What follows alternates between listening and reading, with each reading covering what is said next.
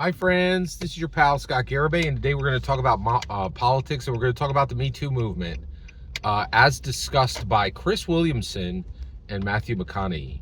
All right, so Matthew McConaughey recently went on a press push, right? He went out and he did a great job. He has a brand new book. It's called I think it's called Prayers and Poems. I can't even remember the name of it. It's a poem book that he wrote. I'm pretty sure the name was Prayers and Poems. Correct me in the comments if I'm wrong. And he wrote it. You know, he should be proud of it. He is proud of it, and he wants people to buy it, right? I don't. It's a high lift to get me to buy a poem book, but hey, more power to you, buddy. Um, but he went out and he did this press junket, right? And I already did one video covering something he said on Neil Brennan. And my take was like, you're wrong. And I was like, another Hollywood dude just wrong. But then I was like, then I saw him on Chris Williamson. And I was like, you know what, Scott, you're wrong. So what did Matthew McConaughey do? Well, first of all, he was extremely brave. He answered a whole lot of real questions on real podcasts. And he gave his full answer, and he was transparent, and he was genuine, and he was sincere. And often his answers were just ridiculously wrong. I think ridiculously wrong, right? But there's still incredible value in what he said. And the reason why is Kamala Harris, right? Like, Kamala Harris did not do podcasts, right? She didn't go on any of the podcasts that people wanted her to go on to. I think she did one podcast, like Call Her Daddy, and even that was just ridiculously fake and staged. It was literally fake and staged, right? So they were like, oh, you know, she did the podcast. No, she didn't go anywhere. She literally told Call Her Daddy, you come to me and you rebuild your set. You rebuild your set where I am. That's outrageous. Like, not only is it cowardice, like that you're only going to take a bend over back, you're only going to take a podcast that's going to tee up every question for you and be extremely kind to you and maybe even re-edit you to make you sound better, right? Like, isn't that what CBS got in trouble for? Right? I think so. Tell me if I'm wrong there, perhaps, but I'm pretty sure that's what happened. I think they got in trouble in court over it. Yeah, it's pretty wild. So, you know, it's really incredible. And so Kamala Harris wouldn't do this. She wouldn't do what Matthew McConaughey is. Go on podcasts where they're not going to give you the question list first, right? They're not going to edit you kindly, right? They're going to hold you over the fire and say, they're going to draw you in, try to trap you, right? Try to make you say something you didn't mean to, right? And Trump did that. He went all over. He just like went to a whole bunch of podcasts and did the thing. And so did Matthew McConaughey. And I was like, oh my gosh, this is incredibly valuable.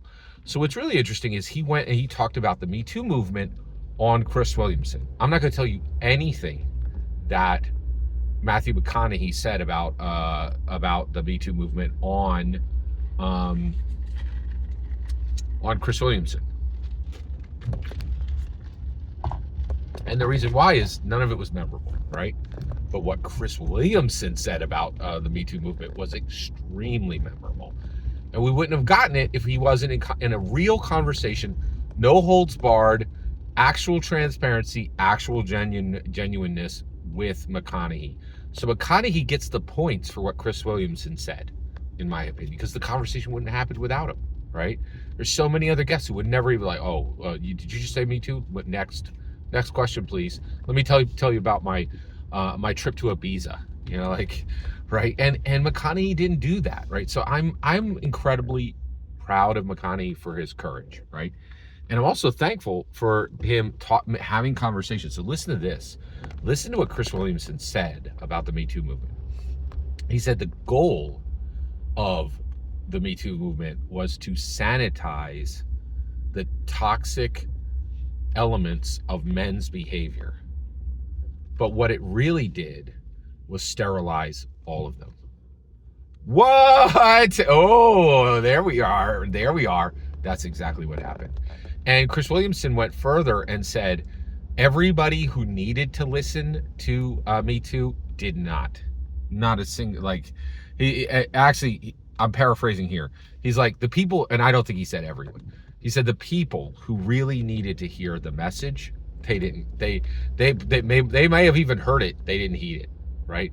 Either they didn't even listen, or they listened and they heeded none of it, right? But the guys who did not need to hear it, who were not toxic, who did not, lean on these toxic behaviors, they listened, and their approach anxiety, I'd never heard this term before. The second he said it, I knew exactly what it was. I did it. I was, when I was in college, I was like,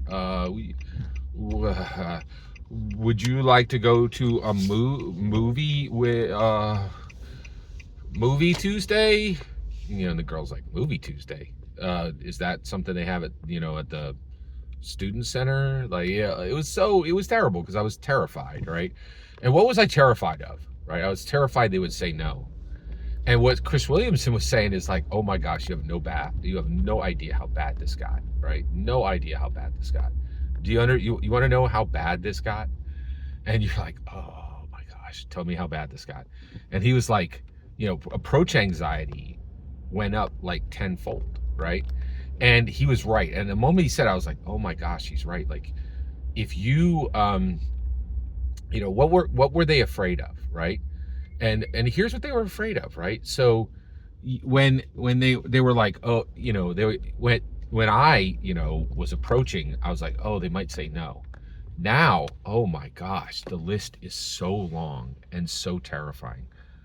They might say no. They might go, oh, did you think I liked your gender?